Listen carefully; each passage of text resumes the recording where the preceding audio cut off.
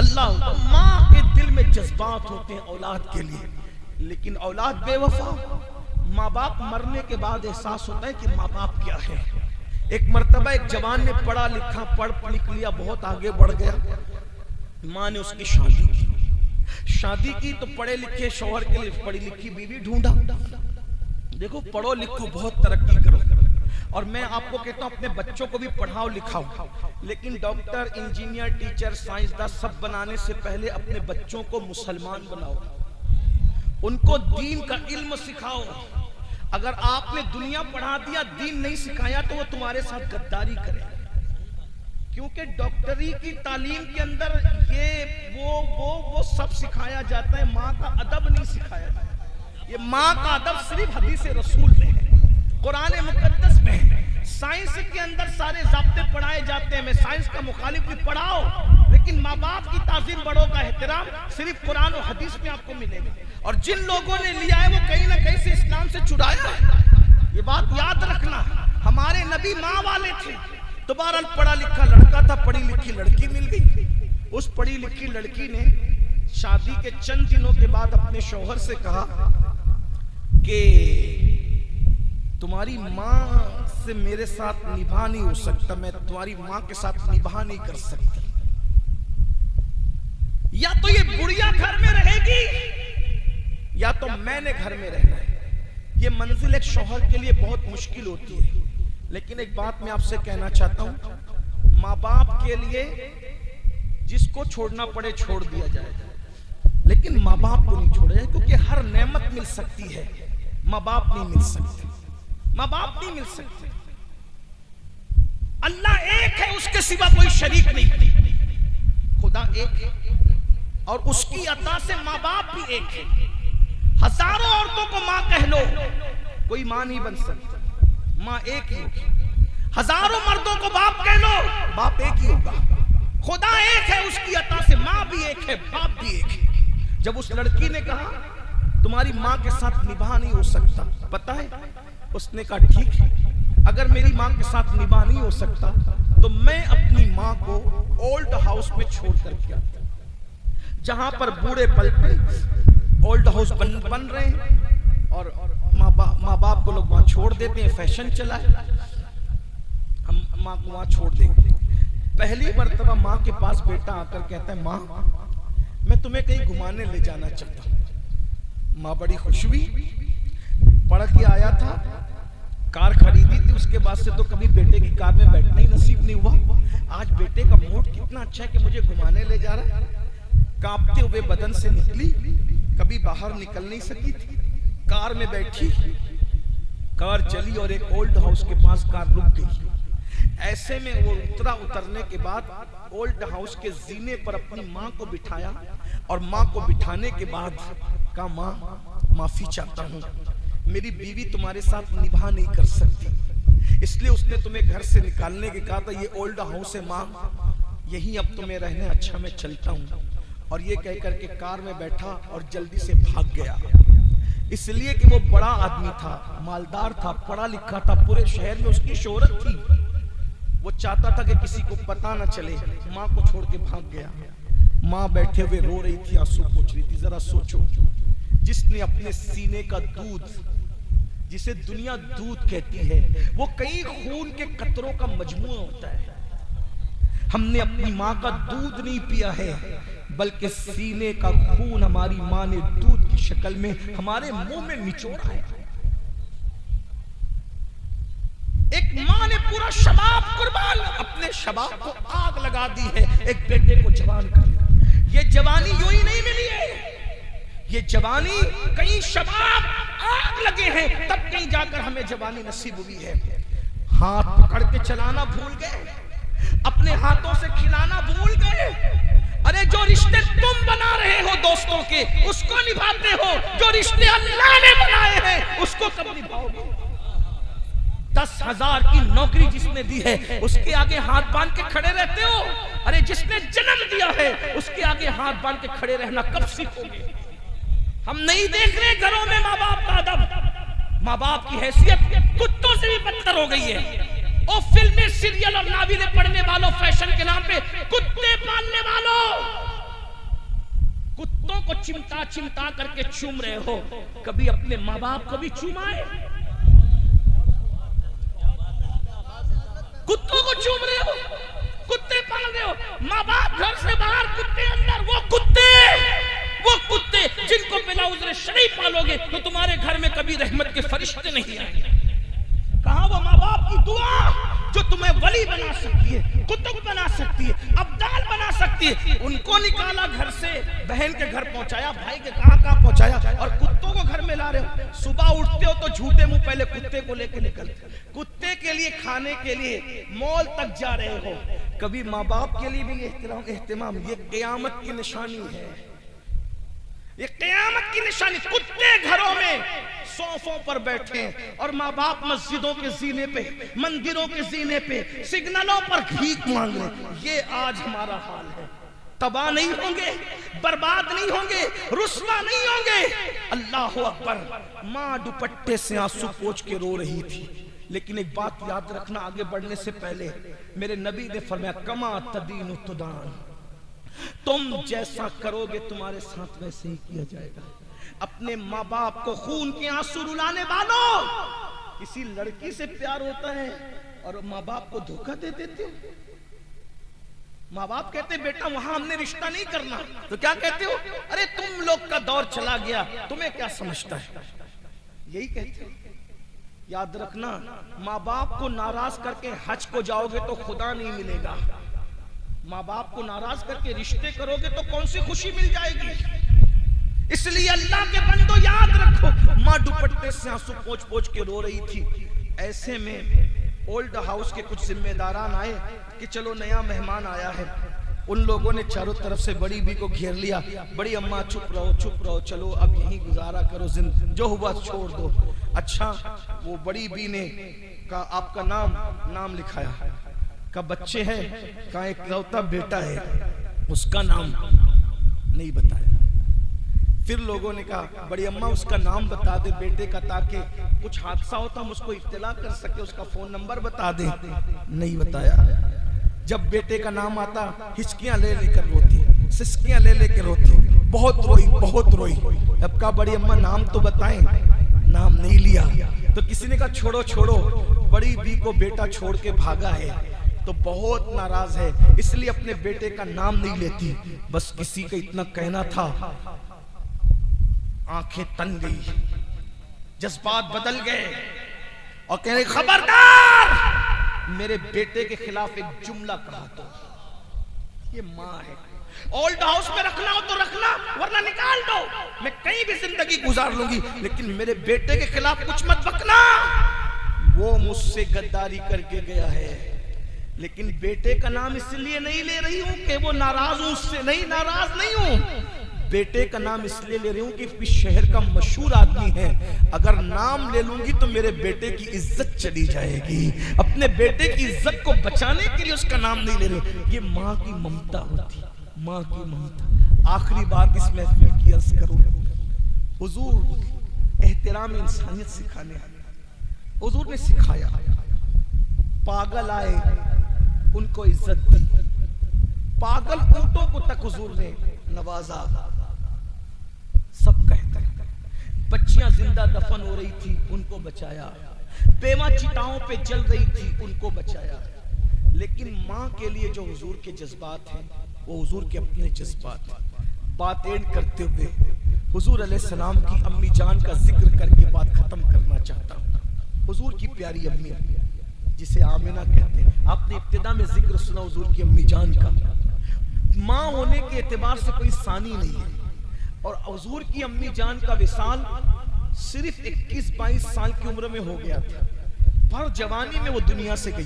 बहुत अच्छी शायरा थी, शेर कहना जानती थी। सबसे पहले रसूलुल्लाह की नात अगर किसी ने कही है तो वो हुजूर की अम्मी जान सैयदा आमिना है, और वो अशार अभी भी तारीख में मौजूद है। सैयदा आमिना 6 साल रसूलुल्लाह की उम्र थी।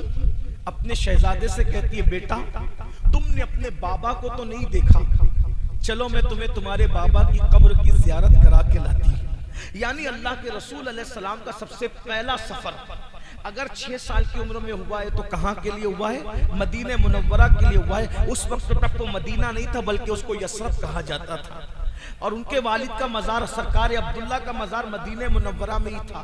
तिजारत के लिए गए थे, वापस आ रहे थे, बीमार हुए, वहीं रुके अपने ननियाल में और वहीं पर इंतकाल हो गया। तो वहां वालिद के मजार की ज़ियारत के लिए लेकर के गई, और जब वापस लौट रही थी तो इतनी बीमार हो गई। 3 लोग थे काफले में, उम्मे ऐमन, सरकार आमिना और हमारे आका। हुजूर की उम्र सिर्फ 6 साल की थी। उम्मे ऐमन हजरत अब्दुल्ला की कनीज थी, जो हजरत अब्दुल्ला के बाद हजरत आमिना की खिदमत में आ गई थी। ये 3 रुकनी काफिला मक्के की तरफ जा रहा था। ऐसे में सरकार आमिना की तबीयत ज्यादा अलील हुई। शौहर के सदमे में जब बीमार हुई तो उम्मे ऐमन से कहा, उम्मे ऐमन अब मैं बहुत देर तक के नहीं चल सकूंगी, इसलिए एक काम करो, कहीं रुक जाओ, मेरे अंदर हिम्मत नहीं है चलने की। तो उम्मे ऐमन ने कहा, सरकार ये छोटा सा टीला है, यहीं पर रास्ते से हट करके रुक जाते हैं। अभी भी वो छोटा सा टीला मौजूद है दुनिया के अंदर। रास्ते से हट करके उस टीले पर चढ़े, सवारी को चढ़ाया और ईंट का सराहना बनाकर और एक चादर बिछाकर हुजूर की अम्मी जान सैयदा आमिना को लिटा दिया। हुजूर अपनी अम्मी को बीमार देखकर 6 साल की उम्र में बहुत परेशान हुए और माँ के सीने के करीब बैठ गए। जब माँ के सीने के करीब बैठे तो हुजूर की अम्मी जान हुजूर को देख रही थी और रो रही थी। ये हुजूर अलैहिस्सलाम की अपनी माँ से आखिरी मुलाकात है। हुजूर अलैहिस्सलाम की अपनी अम्मी से आखिरी मुलाकात है। सरकार आमिना लेटी हुई है, हुजूर सीने के पास बैठे हुए हैं। हुजूर माँ को देखते हैं, रो रहे हैं, और उनकी अम्मी उनको देखकर रो रही है। क्योंकि बच्चों की ये आदत होती है, जब माँ रोती है तो बच्चे भी रो पड़ते हैं। आपके बचपने में भी ऐसा होता होगा, माँ को देख करके हम भी रोए हैं। किसी मैयत में माँ रो रही है, कौन मरा कौन नहीं मरा हमें नहीं पता, माँ रो रही है तो हमें भी रोना आया है। जब माँ रोई है तो हमें भी बचपन में रोना आया। हुजूर माँ को देख करके रो रहे। माँ क्यों रो रही है? माँ जानती है। हुजूर रो रहे माँ को देख करके, लेकिन माँ इसलिए रो रही है कि मेरे बेटे का ये आखिरी दीदार है, इसके बाद अब मैं इनको कभी नहीं देख सकूंगी। और उसके बाद हुजूर को देखते देखते नात कह रही है। नात के अशार इमाम कुस्तलानी जैसे बुजुर्गों ने अभी अपनी किताबों में लिखा, अभी भी मौजूद है। सरकार आमिना के जो अशार हैं उसका मफहूम, चंद अशार का मफहूम पेश कर रहा हूँ। हजरत आमिना अपने अशार में कहती है, मेरा बेटा वो है जो कभी बुतों की मदद नहीं कर सकता, कभी बुतों का प्रचार नहीं कर सकता। इससे हजरत आमिना की अकीदे का भी पता चल रहा है। मेरा बेटा बुतों का प्रचार नहीं कर सकता, बुतों की मदद नहीं कर सकता। और फरमाया, अल्लाह अकबर, मैंने उस बेटे को जन्म दिया है कि मशरिक और मगरिब इसके नूर से मुनव्वर हो जाएंगे। मैंने पैदाइश के वक्त जो मनाजिर देखे हैं वो मनाजिर अगर सच्चे हैं तो मेरे बेटे की बड़ी शान होगी, बड़ा मकाम होगा। और आखिरी शेर ये था कि हर नई चीज पुरानी हो जाएगी, हर जिंदा को मौत आ जाएगी, लेकिन आमिना को कभी भुलाया नहीं जा सकेगा। आमिना का जिक्र मशरिक और मगरिब में हमेशा बाकी रहेगा, हमेशा मेरा जिक्र होगा, क्योंकि मैंने ऐसे बेटे को जन्म दिया है। इस मेरे बेटे की वजह से हर लोग मेरा जिक्र करेंगे, हर इंसान मेरा जिक्र करेगा। ए अबू अकीम अलका, इस महफिल पे तवज्जो करके देख ले, आज किसी की माँ का जिक्र हो ना हो, ए सरकार आमिना तुम्हारा जिक्र हो रहा है। इसलिए कि तुमने हमें वो शहजादा अता किया है, वो बादशाह अता किया है जिसने हमारे माँ बाप की अजमत हमें सिखाई है, हमारे माँ बाप का मकाम हमें सिखाया है। सरकार आमिना रज़ी अल्लाह तबारक व तआला अन्हा व सलामुल्लाह अलैहा ये अशार पढ़ती है और आखिरी हिचकी आती है और सरकार आमिना की आंखें बंद हो जाती है। आखिरी हिचकी आती है और उनकी आंखें बंद हो जाती। जैसी आंखें बंद हुई, हुजूर ने पहली मर्तबा अपने सामने किसी को दुनिया से जाते देखा था। ये पहला हादसा था किसी को दुनिया से, और वो भी किसको देखा? माँ को। कोई नहीं है, पूरे जंगल में हुजूर अकेले हैं और एक कनीज है, और माँ को आखिरी हिचकी आ रही है और माँ आंखें बंद कर लेती है। हुजूर अपनी माँ के सीने पे हाथ रख के हिलाते, अम्मी अम्मी जो तुम पढ़ रही थी ये फिर पढ़ो। हुजूर बहुत मासूमियत के साथ माँ को हिला के कहते हैं, माँ अभी जो तुम पढ़ रही थी, जो नात के अशआर पढ़, अभी फिर पढ़ो। इतना कहना था, उम्मे ऐमन ने हुजूर को सीने से चिमटा लिया और कहा, बेटा जो दुनिया से चले जाते हैं वो बोला नहीं करते। ये तो अल्लाह की हिकमत थी, ये अल्लाह की हिकमत थी कि अभी पर्दा मंजूर था, वरना अगर दूसरी मर्तबा हुजूर कह देते तो दुनिया देख लेती कि मेरे नबी की अम्मी बोल पड़ती।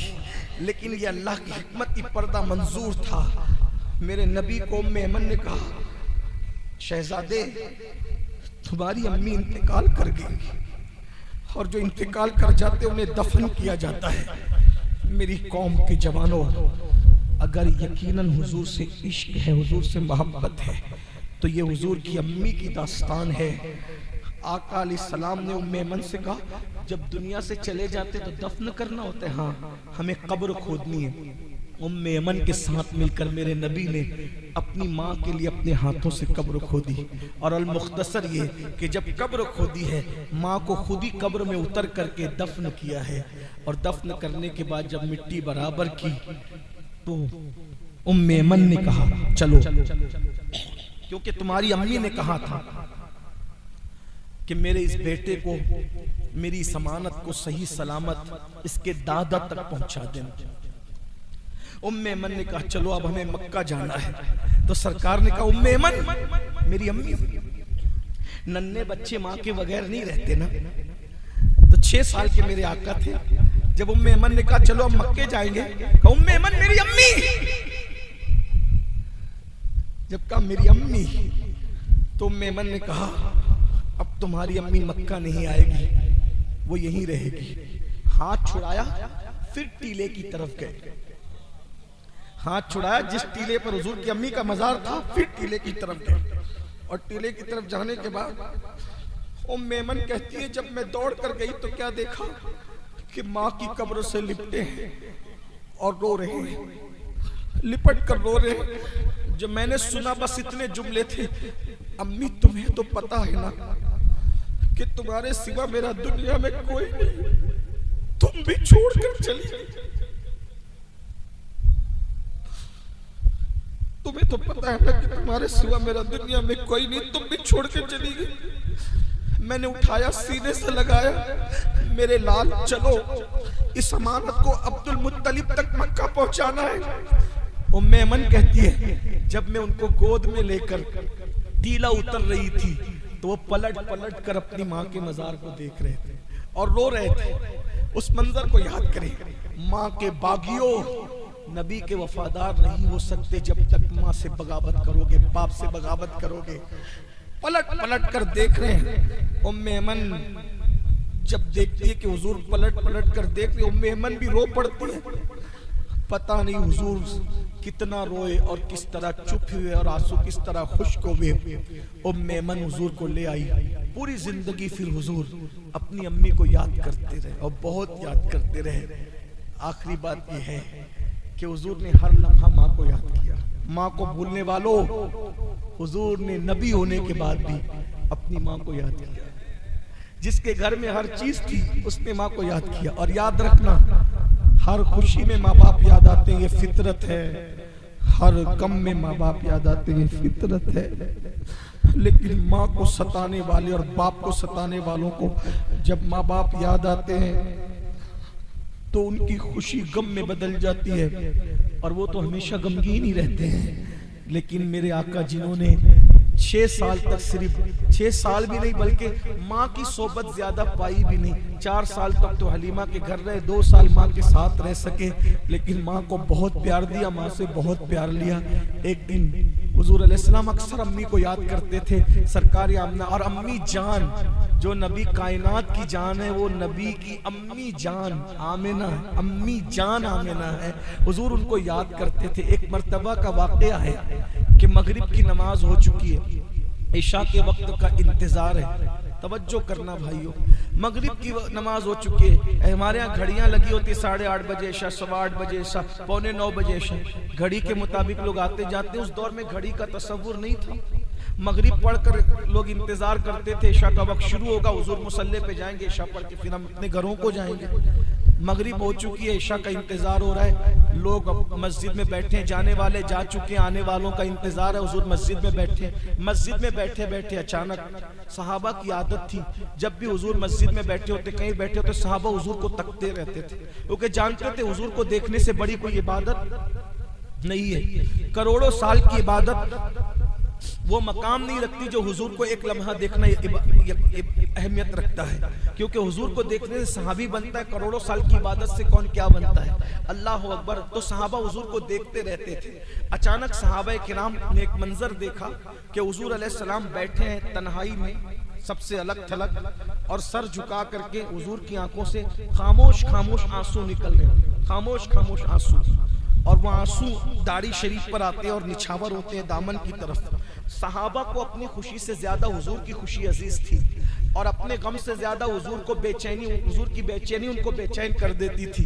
जब सहाबा किराम हुजूर को तक रहे थे, अचानक देखा कि अल्लाह के रसूल की आंखों में आंसू है, तड़प गए, और तड़पने के बाद करीब आए और अर्ज़ की, आका रोने की कोई वजह तो मालूम नहीं होती, सरकार हमारे माँ बाप आप पे कुर्बान, बताएं किस चीज ने आपको रुलाया है। मेरे आका फरमाते, साहिबो आज मुझे मेरी माँ याद आ गई है, आज मुझे मेरी माँ याद आ गई है। माओ को तड़पाने वालों, जो कौनैन का वाली है, वजह तखलीक कायनात, उनको माँ याद आती है, आपको भी याद आएगी। बहुत माफी के साथ दो जुमले सुन ले, बात आगे बढ़ने से पहले। हम लोगों के हाथ पांव चूमने वालों, हमारे हाथ पांव चूमने से तुम्हें जन्नत नहीं मिलेगी। हमारी दावतों में गरम गरम खानों का एहतमाम करने वालों, कुछ नहीं मिलेगा अगर तुमने माँ बाप को तरसाया है। तो जाओ अपने माँ बाप के हाथ चूमो, और पहले उनके हाथ चूमो, फिर इधर आओ। और अगर वहां हाथ नहीं चूमते तो यहाँ हाथ पैर चूमने से कुछ नहीं। तुम्हारी जन्नतें तुम्हारे घरों में पड़ी हुई है, तुम उन्हें छोड़ करके इधर उधर भटक रहे हो। उलमा से कहते हो सलीम मियां दुआ करें, हाशिम साहब दुआ करें, अमीनुल कादरी दुआ करें। याद रखना, हमारी दुआएं, कितना भी नेक परहेजगार मुत्तकी हो, हमारी दुआएं कबूल भी है, रद्द भी है। लेकिन जाओ सनद याफ्ता सर्टिफाइड दुआ जो हुजूर ने बताई है, फरमाया माँ बाप जब दुआ करते हैं उनकी दुआ कभी रद्द नहीं होती। दुआ वालिदिही ले वलदिही का दुआई लकुम, तुम्हारे बाप की दुआ तुम्हारे हक में ऐसे है जैसे नबी की दुआ उम्मती के लिए हुआ करती। उनकी दुआएं छोड़कर इधर उधर दुआ के लिए भटक रहे हो। हुजूर ने फरमाया, बल्कि क्या फरमाया, दुआ वालिदिही ले वलदिही का दुआई लकुम। नबी भी नहीं फरमाया, बल्कि फरमाया जैसे मेरी दुआ तुम्हारे हक में है, वैसे तुम्हारे माँ बाप की दुआ तुम्हारे हक में है। बताओ क्या सैयदुल अंबिया की दुआ रद्द हो सकती है?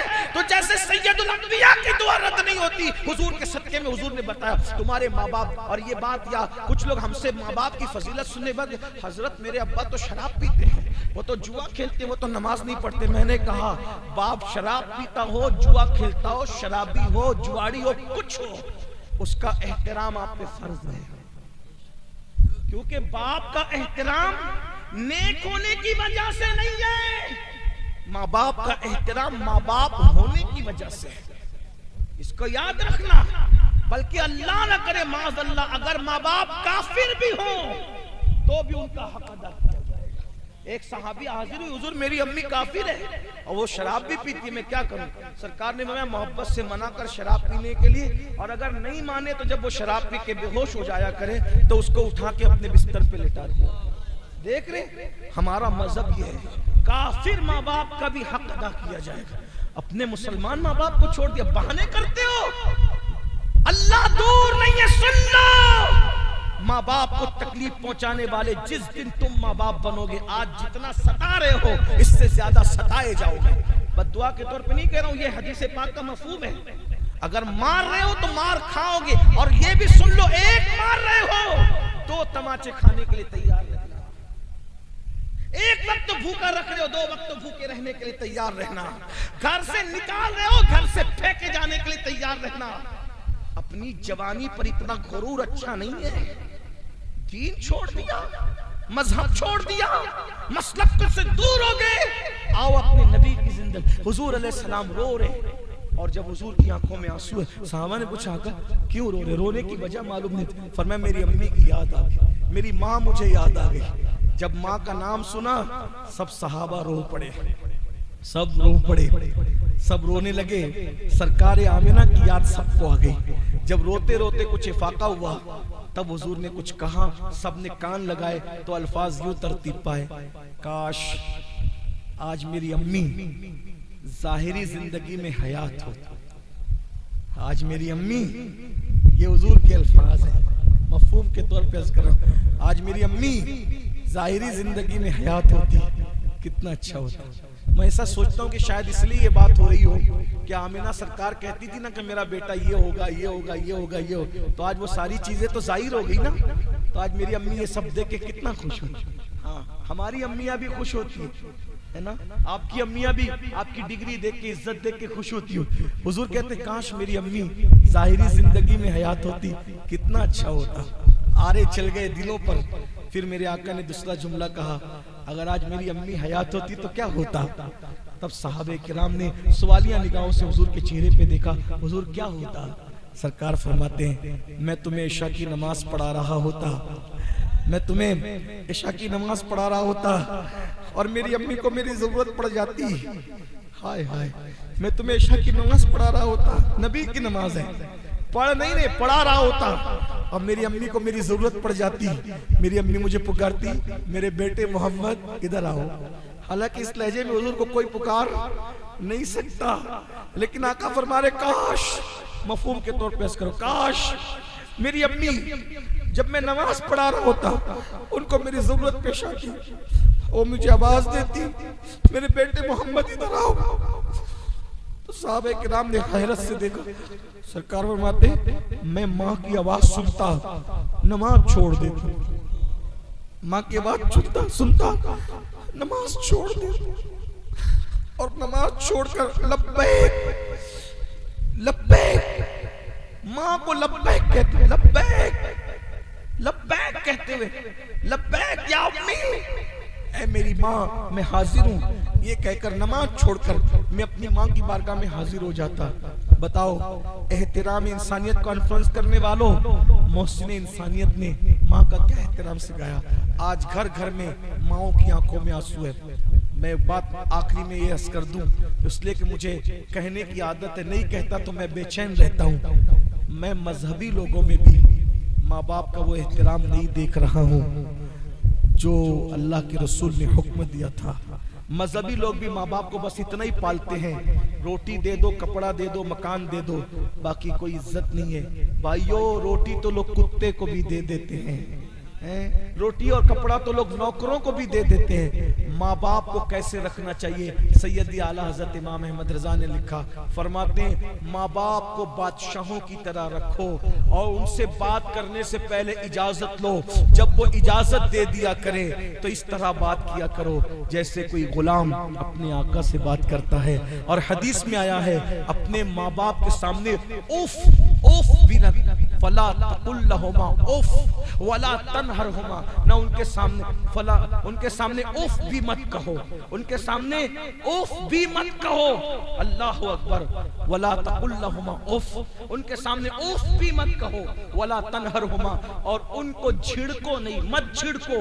क्यों? और कब? जब वो बूढ़े हो जाएं, क्योंकि बूढ़े हो जाने पर इंसान की आदत होती है एक बात को 4 बार कहने की, बकबक करने की आदत पड़ जाती है। कुरान कह रहा है जब बूढ़े हो जाएं, यानी बकबक करने की आदत पड़ जाए, बेबात की बात करने लगे, बेमौका बात करने लगे, उठ पटांग हरकत करने लगे, कुछ का कुछ करने लगे, तुम पे गिरा गुजरे, फिर भी उनको उफ मत कहो, उनको झिड़को मत, बल्कि क्या फरमाया, उनके लिए अपनी बाहें बिछा दो, उनके लिए अपनी बाहें बिछा दो। भाइयों, एक बात, कुछ तकरीर याद न रहे, याद रहे या न याद रहे, एक बात याद रखना, हजारों साल की इबादत की मेहनत आपको वहां नहीं पहुंचा सकती जहां माँ बाप की दुआ आपको पहुंचा सकती। अगर आप थक नहीं गए, सिर्फ एक रिवायत पढ़ रहा हूं और बात पूरी करता हूं। एक बार हजरत मूसा कलीम ने पूछा अल्लाह से, ए अल्लाह, जन्नत में मेरा पड़ोसी कौन होगा। तवज्जो, बात पूरी हो रही है, पूरी हो चुकी, लेकिन आपके शौक को देखकर मुझे याद आया। बहुत अच्छे से सुनते हैं रुद्रपुर वाले, माशाल्लाह, अल्लाह आपको सलामत रखे। ये आपके उलमा की तरबियत है। मूसा अलैहिस्सलाम ने पूछा मेरा पड़ोसी जन्नत में कौन होगा। अल्लाह की तरफ से जवाब आया, एक कसाई है, कसाई कसाब, गोश्त फरोश, गोश्त बेचने वाला, वो तुम्हारा पड़ोसी जन्नत। अगर कसाब बिरादरी के लोग यहाँ मौजूद हो, बुरा मत मानना।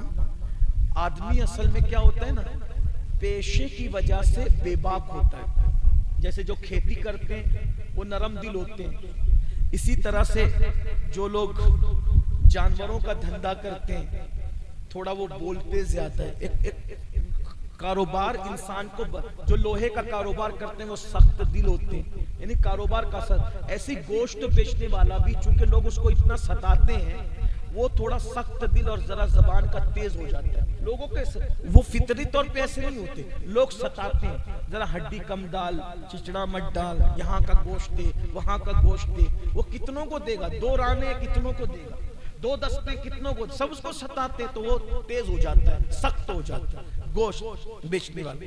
हजरत मूसा को हैरत हुई, या अल्लाह, कलीम जैसा पैगंबर है और उसका पड़ोसी और साथी जन्नत में कौन, कसाई, कसाब। ये तो उसकी अता है ना, इसकी अता है, जिसको जो चाहे अता करे। लेकिन जब सुना तो हैरत हुई, कसाई नबी का पड़ोसी। भाई आलिम होता, ताज्जुद गुजार होता, ये होता, वो होता, वो होता, अलग बात थी, लेकिन कसाब और सिर्फ कसाब। तो अर्ज कर दी, मिलना चाहता हूं, मिलना चाहता हूं, राज तक पहुंच तो सकूं, कसाब मेरा पड़ोसी कैसे बन गए। हजरत मूसा गए, अल्लाह ने बताया वो गोश्त तो बेच रहा था, सुबह से दोपहर तक देखा मच सब चल रही है, ले दे चल रही है, और लोग आते हैं बातें करते हैं, वो भी बातें करते हैं, बड़ा तेज मिजाज है। सोचा यार ये कैसा मेरा पड़ोसी। फिर जब वो सब समेटने लगा तो गए और कहने लगे कि मैं मुसाफिर हूँ, मैं आपके साथ कुछ वक्त गुजारना चाहता हूँ। उसने कहा चलो, ले गया घर, गोश्त ले गया, पकाया, पकाने के बाद एक टोकरा लटक रहा था, उस टोकरे को उसने उतारा, और उतारने के बाद पहले उसने खाने में रोटी चूरी, टुकड़े किए, नरम किए, और नरम करके जब वो नरम हो गया तो फिर उसने उस नरम लुकमा उस टोकरे में डाला। जब टोकरे में डाला तो टोकरे से आवाज आई, अल्लाह मेरा बेटा मेरी बड़ी खिदमत करता है, तू इसको जन्नत में हजरत मूसा का पड़ोसी बना दे। मेरा बेटा मेरी बड़ी खिदमत करता है, तू हजरत मूसा का इसको जन्नत में पड़ोसी बना दे। क्या हुआ, हजरत मूसा समझ गए इसका कोई अमल नहीं है, सिर्फ इसकी माँ की दुआ की बरकत है कि अल्लाह तबारक व तआला ने हजरत मूसा का इसको जन्नत में पड़ोसी। अब बताओ भाई, जब माँ की दुआ से ऐसे अक्कड़बाज आदमी को मूसा अलैहिस्सलाम का जन्नत में पड़ोस मिल सकता है, तो माँ की दुआ से हमें रोजी क्यों नहीं मिल सकती, माँ की दुआ से इज्जत क्यों नहीं मिल सकती, माँ की दुआ से अच्छा रिश्ता क्यों नहीं मिल सकता, माँ बाप की दुआ से हमारा घर क्यों नहीं बन सकता। अगर नबी को मानते और नबी के फरमान पर यकीन है तो याद रखना, किसी भी बाबा के तावीज में उतनी ताकत नहीं है जितने माँ बाप की दुआ में तावीज है, जितनी माँ बाप की दुआ में ताकत है। किसी वजीफा को इतना पावरफुल नहीं है जितना पावरफुल माँ बाप की दुआ है। लेकिन एक बात कहूं, एक होता है दुआ करवाना, एक होता है दुआ लेना। दुआ करवाने की अहमियत नहीं है, दुआ लेने की अहमियत है। उसने माँ से दुआ करवाया नहीं, माँ से दुआ ली। करवाने और लेने में क्या फर्क है? एक वो मिला, हज़रत दुआ करो, हज़रत दुआ करो, हज़रत दुआ, धक्के दे रहे फिर भी दुआ करो हज़रत, और ये करो फिर भी दुआ करो हज़रत। ये दुआ दे दी गई, मगर ये भी कबूल होगी नहीं होगी कोई गारंटी नहीं। लेकिन ऐसा काम कर दिया, दुआ की गुजारिश नहीं की, दिल से निकल गई, जा तेरा भला हो जाए, जा ये हो जाए, जा वो, जो भी कामयाब हुआ दुआ करवाने से नहीं हुआ, दुआ लेने से हुआ। गरीब नवाज ने सब बच्चे पत्थर मार रहे थे, मजसूब को बाग में बुलाया और बुलाकर अंगूर खिलाया, दिल से दुआ निकली, जा अल्लाह तुझे मकाम अता करे। गौसे पाक को दो साथियों ने, गौसे पाक के दो साथियों ने उस कुतुब का इम्तिहान लिया। ऐसा सवाल पूछूंगा, जवाब नहीं दे सकेंगे, मैं भी कुछ पूछूंगा, बोलो ये। लेकिन गौसे पाक ने कहा, अरे हम तो सिर्फ अदब के साथ जाकर बैठेंगे। उस कुतुब के दिल से दुआ निकली, तूने मेरा अदब किया, जा एक वक्त आएगा कि तू बगदाद के मिंबर पे बैठकर कहेगा मेरा ये कदम हर वली की गर्दन पर है और सब तेरे आगे गर्दन झुका देंगे। इस तरह बेशुमार मिसालें हैं। किसी ने दुआ करवाने से तरक्की नहीं हासिल की, दुआ लेने से तरक्की है। और वो भी दुआ ले रहा था। भाइयों, माँ की ऐसी खिदमत करो, बाप की ऐसी खिदमत करो, तुम्हें कहना ना पड़े, माँ बाप के दिल से निकल जाए, तुम्हारी दुनिया भी कामयाब है, आखिरत भी कामयाब है। अल्लाह ताला से दुआ है, अल्लाह हम सबको माँ बाप की सही खिदमत की तौफीक दे, एहतराम इंसानियत की तौफीक अता फरमाए, मोहसिन इंसानियत सल्लल्लाहु अलैहि वसल्लम के नक्शे कदम पर हमें कायम रखे, इस्तिकामत अता फरमाए। गुफ्तगू के दरमियान अगर कोई गलती हो तो अल्लाह ताला माफ कर दे। अस्तगफिरुल्लाह रब्बी मिन कुल्लि ज़ंबिन व अतूबु इलैहि व मा अलैना इल्लल बलाग। अस्सलामु अलैकुम व रहमतुल्लाह।